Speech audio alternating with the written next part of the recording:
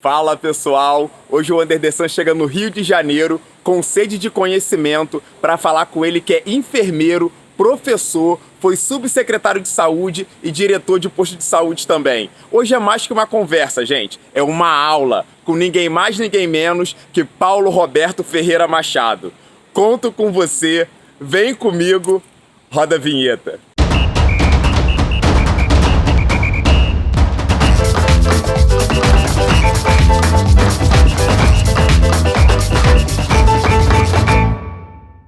Querido, já quero dizer obrigado, é um prazer estar aqui falando contigo.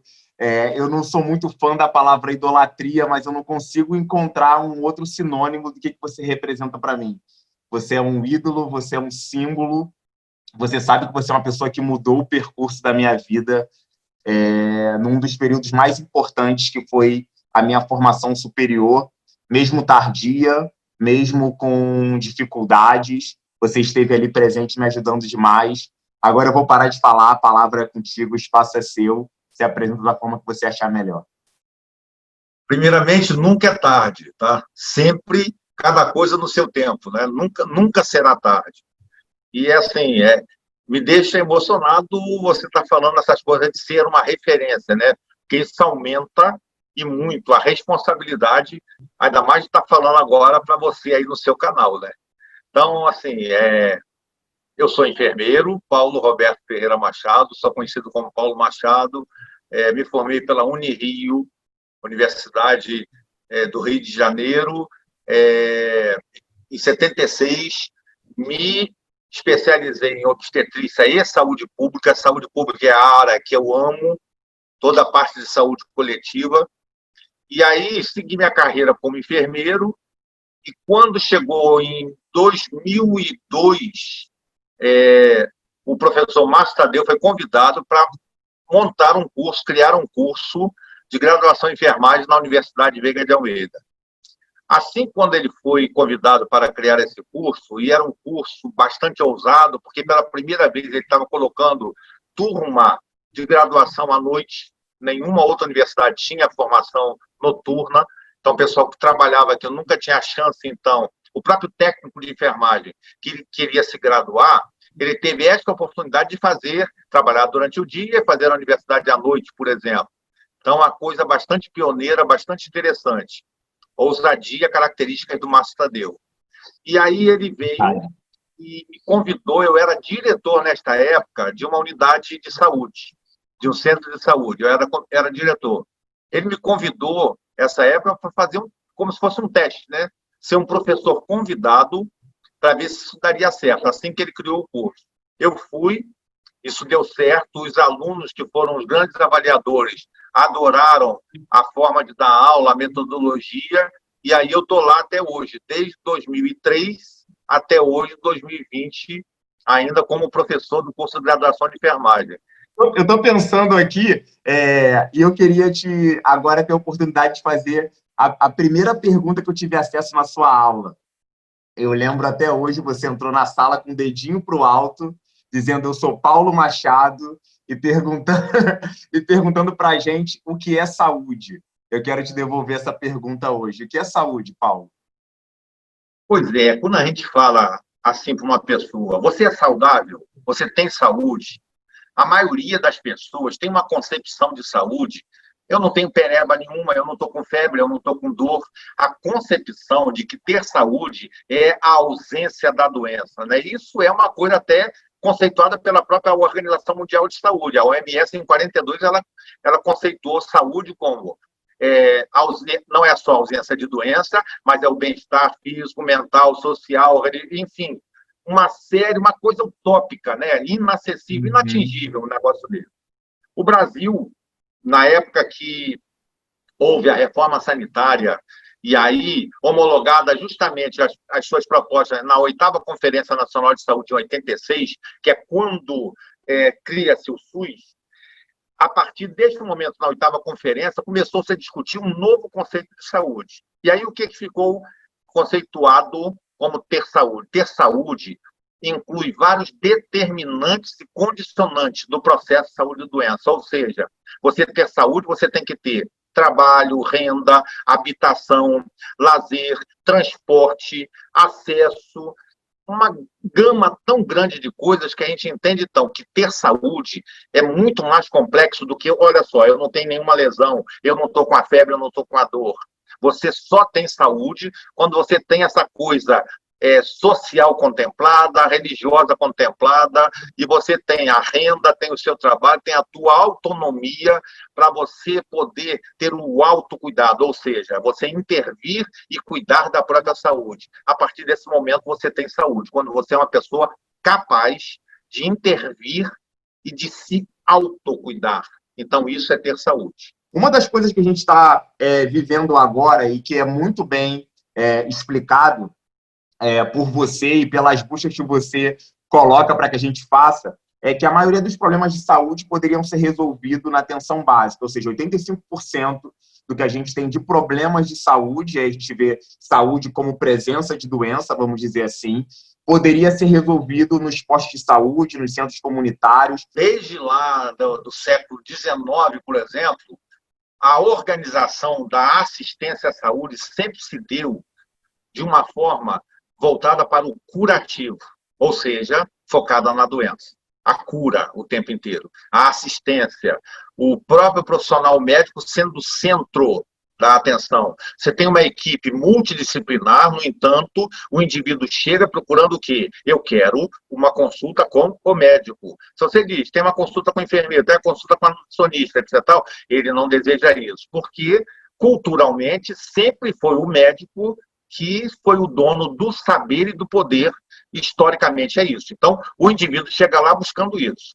Nossa população, e principalmente hoje, ela tem acesso pela internet, bota lá no Google e vai vir, assim, ó, tô com uma dor de cabeça, ó, é câncer, é resfriado, é isso, é aquilo, tá. A pessoa já chega com alguma informação, já praticamente dizendo aquilo que ele quer. O indivíduo, às vezes, quando chega lá na atenção básica, ele chega já dizendo assim, estou com uma dor aqui na altura do meu umbigo e eu quero fazer aquele exame que enfia aquele tubo pela minha boca. Ele nem conhece isso, não sabe o que é isso, mas ele ouviu dizer que tem um tubo que vai lá, que diagnostica. Ou seja, essa é a tecnologia que a gente chama de tecnologia dura, uma tecnologia cara, tem um custo maior nisso tudo. A tecnologia que se usa na atenção básica é a tecnologia leve, que não se usa monitor, não se usa instrumental nenhum, equipamento nenhum. A tecnologia nossa é isso daqui, ó, a nossa cabeça, a nossa competência e a educação em saúde. Sou eu orientando a pessoa para que ela saiba como se cuidar. O que eu posso dizer é que aluno de Paulo Machado aprende até a tomar banho. Né? Muitos de nós, durante a aula, falamos, e a direção que eu tomo banho não é a direção correta. Então, esse cuidado que é muito importante e é algo que a gente pode desenvolver também. Né? Que bom que você lembra disso, hein? Que bom. Seria assim, ó, Anderson, vem aqui na frente. Aí botava o Anderson lá na frente. Anderson, explica para a turma como que você toma banho. Simula aqui. Aí o Anderson vinha, pegava o sabonete simulado, aí começava a passar na genitália, por exemplo. Eu dizia, está errado. Aí fazia todo mundo refletir. Por que está errado? Se começa lavando do couro cabeludo, porque aqui tem sujidade. Então, conforme essa sujidade desce, depois eu vou lavando, eu não vou gastar, inclusive, sabonete 2 vezes. Passar aqui. Exatamente. Sempre é da cabeça para os pés. Lavar primeiro a cabeça, depois o rosto, etc. E nunca passar o mesmo sabonete que passar no rosto, passar na genitália, por exemplo. Né? Passar o sabonete na mão e a mão com o sabonete que a gente passa na genitália. Então, assim, porque senão daqui a pouco, e além de sabonete ser único, né? Cada um com o seu sabonete individual, igual toalha tem que ser individual. Paulo, vamos falar um pouquinho de SUS? Vamos falar. Quem passa pela experiência da sua aula, sai transformado e apaixonado por esse sistema único de saúde. O que eu vejo aqui o SUS realmente, você vê, ele está ali completo, né, na questão de cuidado ao cliente, mas a gente sabe que na prática ainda a gente precisa melhorar muito. O que eu percebo aqui, um exemplo, eu tenho um amigo que ele sofreu um acidente de bicicleta. Ele foi ao hospital, recebeu o atendimento, mas depois recebeu uma carta. E essa carta era o custo de $2.000. No Brasil, se alguém se acidenta de bicicleta, no calçadão, ele vai ao hospital e ele vai ter atendimento. Por um outro lado, pode acontecer desse atendimento não ocorrer no tempo necessário, dele não conseguir ser atendido a tempo, enfim.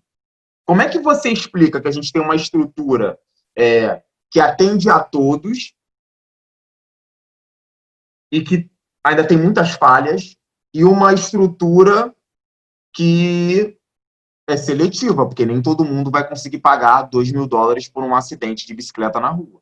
Mal comparando, por que houve a reivindicação desse novo sistema, que não se chamava SUS, passou a se denominar SUS, mas um grande movimento que houve, que foi a reforma sanitária, a reivindicação era acesso universal, direito para todos. Por quê? Como era o modelo anterior, somente alguns tinham acesso ao sistema público, ou seja, o sistema gratuito de saúde, ele era para quem era trabalhador, que descontava mensalmente para o INSS, para o INPS, para o INAMPS, para o IAPB, IAPTEG, quando eram os institutos de previdência.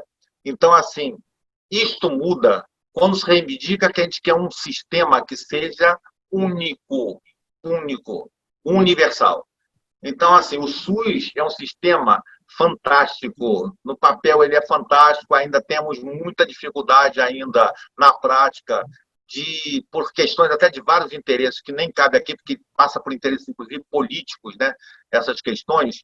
Mas, assim, ele é fantástico porque ele forma uma rede de complexidades, ou seja, a atenção primária ali é a porta de entrada desse sistema, e assim, teoricamente, todo mundo deveria entrar pela atenção primária de saúde, para dali você ser referenciado quando necessita de maior complexidade. O exemplo clássico para mim de diferença de modelo nosso para o modelo norte-americano e de vários outros países é este.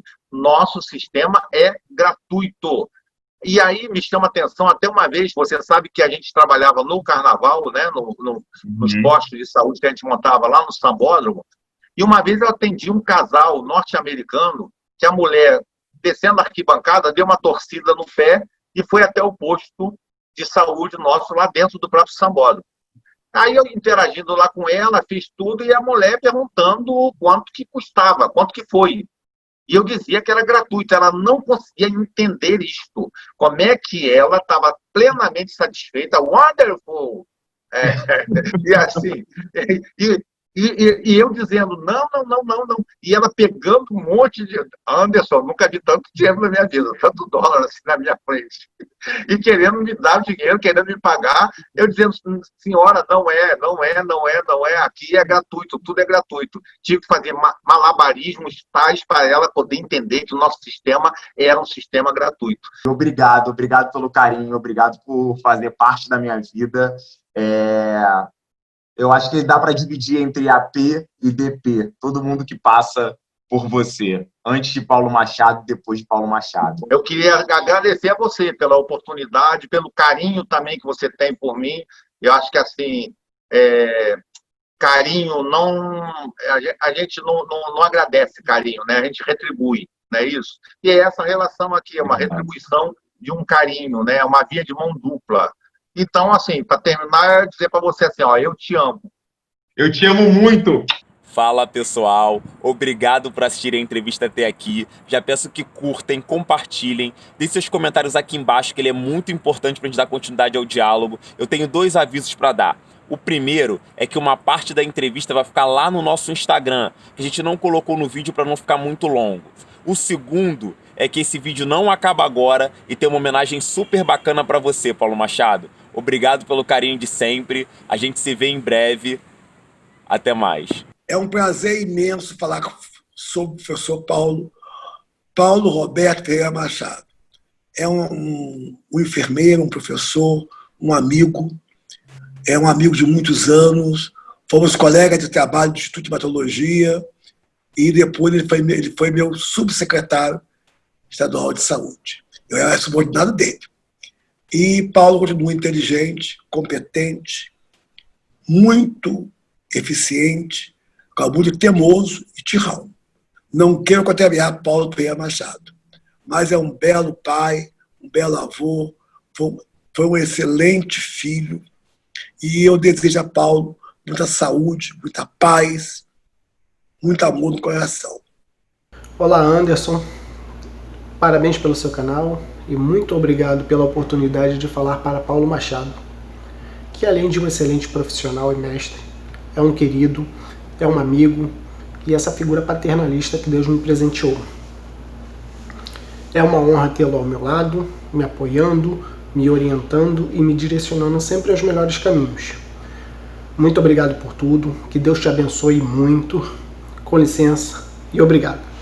Te amo, careca. Fala, Paulo Machado, que honra poder participar desse vídeo, desse momento seu, fazendo esse vídeo aqui, falando de como você é importante, não somente para mim, mas para todos que gostam da enfermagem, gostam de saúde, gostam de cuidar. Aprendemos muito com você e eu pude viver isso no campo com você lá no Projeto Rondon, onde você nos ensinou muito, muito mesmo, não somente como profissional, mas também como pessoa. Obrigado por fazer parte da minha história. Oiê! Oi, Paulo. Super lisonjeada de ter sido convidada para fazer essa singela homenagem para você, tá? Muito obrigada por deixar a gente participar da sua vida, por participar da nossa, por ser tão importante para mim, não só profissionalmente, mas como pessoa, um amigo, um pai, um professor maravilhoso. Eu sou aluna de Paulo Machado, meu amor. Beijo, Beijão, te Paulo. amamos. Tchau. Oi, pai. Estamos aqui para prestar essa homenagem, dizer o quanto que você é especial em nossas vidas. Ainda mais agora, vindo seu primeiro netinho ou netinha por aí. Tomou um novo rumo em nossas vidas, começou a ter um novo sentido.